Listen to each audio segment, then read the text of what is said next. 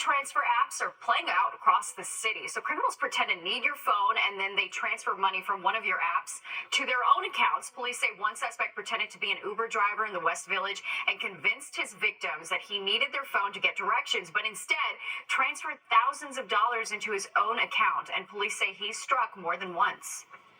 If you have these cash apps on your home screen, you're asking to become a victim. So do not display them on your home screen. Hide them. The second screen, third screen, fourth screen. The Manhattan DA has called executives of PayPal, Venmo, Zelle, and Cash App to the table to discuss stronger security measures to put in place. The U.S. raising its travel alert for Jamaica. The State Department urging Americans to use extreme caution due to a spike in murders. The warning also includes sexual assaults. It says they occur frequently, even at all-inclusive resorts. The U.S. says if you decide to go, avoid walking or driving at night and avoid taking public buses. They also suggest getting traveler's insurance as well as medical evacuation insurance. Well, now to what some say could be a real game changer when it comes to pain treatment. It's an experimental drug, and its maker says that unlike opioids, it blocks the pain signals before they get to the brain. According to the CDC, around 26% of Americans say that they dealt with chronic pain in 2021. And that same year, more than 139 million opioid prescriptions were filled in the U.S.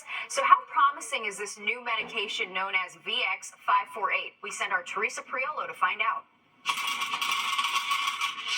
For all the pain medications available today, from the more gentler Tylenol and Advil to the stronger stuff like hydrocodone or Percocet, it's hard to believe there being a need for another kind of painkiller, and yet the need is immense. They hear the words and they get scared. Sherrod Taylor runs Blue Jay Pharmacy in Clifton. He's on the front lines, fielding patient calls and filling those prescriptions.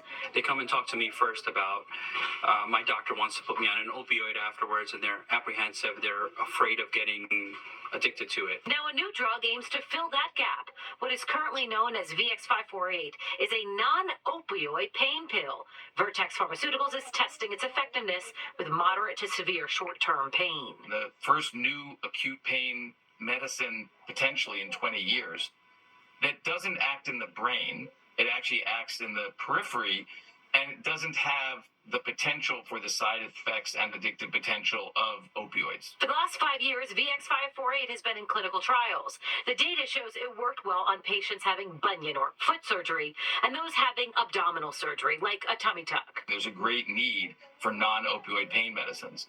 And the other was that there was a scientific insight that was obtained that there's a particular type of protein on people's peripheral nerves that is not in the brain, but in the nerves outside of the brain, a particular protein that if you could inhibit it, might block pain signals. Now over 2,000 people are in phase 3 trials. It's a process that may address the opioid crisis while also giving patients an option. If there is something that's a non-opioid alternative, maybe a doctor would be more inclined to put a refill on there, give them a few extra days, and consider that option. If all goes well, Vertex Pharmaceuticals will request FDA approval sometime later this year, and if their application is approved, this drug could come to the market roughly 1 year after the FDA's decision comes down. In Montclair, New Jersey, Teresa Priolo, Fox 5 News. Yeah, that could be Yeah, it sounds promising. We got to do something about opioids, that's for sure. Well, after months of waiting.